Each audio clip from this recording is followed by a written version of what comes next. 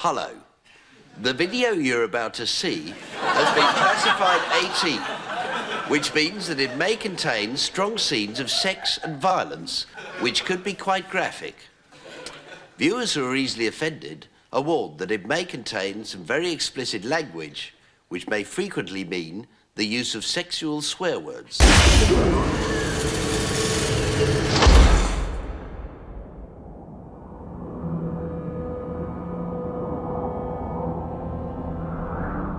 Our next movie is called Event Horizon, another one of those science fiction thrillers where they're marooned way out there in space and there's something not human on board the ship, right there along with them. We've seen this before. We've seen versions of it 3 times in Alien. But so what if the movie is any good? I'm afraid, though, this one is so badly underwritten that the characters seem to repeat themselves in between the action scenes. But the opening is intriguing on board a rescue ship sent to find a secret vessel built to warp space and time. Lawrence Fishburne is the captain, and Sam Neill is the scientist who designed the lost spaceship. Wrong. The shortest distance between 2 points is 0, and that's what the gateway does. It folds space so that point A and point B coexist in the same space and time.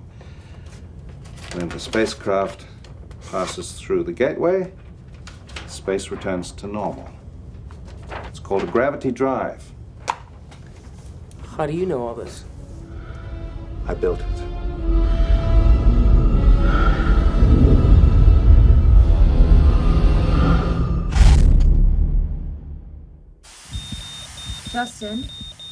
Justin, you're breaking up. The rescue mission boards the lost ship, which has reappeared near Neptune after having disappeared for 7 years.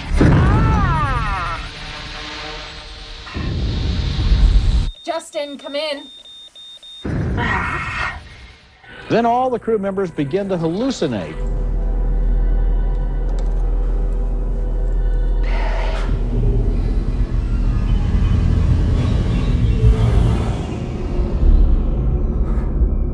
Jolie Richardson is a crew member with a theory about what's happening.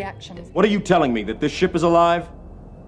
You wanted an answer, and it's the only one I've got. No, what I want, Lieutenant, is to survive the next 10 hours. So, okay, the ship tore through the fabric of the universe and came back, and maybe there is something on board. But what? I'm afraid it's whatever satisfies the requirements of the plot at any given moment. In a movie like this, you want at least a few rules so you know in a rough way what they're up against, what can happen, what can't happen. But Event Horizon is all over the map, and I was completely unsatisfied by the behavior of the villain, who knows things he couldn't know and seems to be playing both sides of the game at the same time. Now let me show you.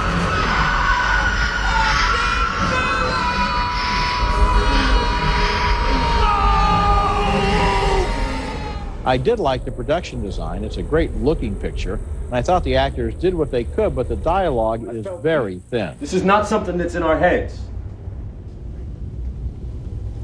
Smitty, have you seen anything unusual at all? No, I haven't seen anything, and I don't need to see anything, sir, but I can tell you. This ship is fucked. Well, I'm in a complete agreement with you.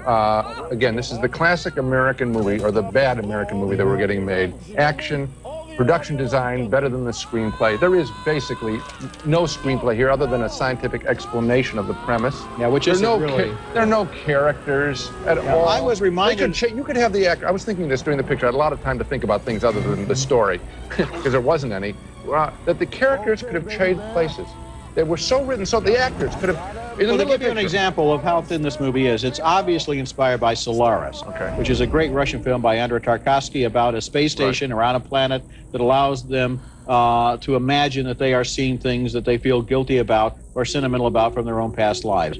So that's the whole gimmick, and then you just fertilize it with something that attacks them or doesn't attack them. And what you do is you take a great idea, as in Solaris, and you cheapen it down, you dumb it down, and then you wind up with something like Event Horizon. The whole rhythm is everyone is going to have a panic attack at some point on the... Right. And so you just count the characters down, because then you know the movie's going to be over. Stark! Oh. Miller?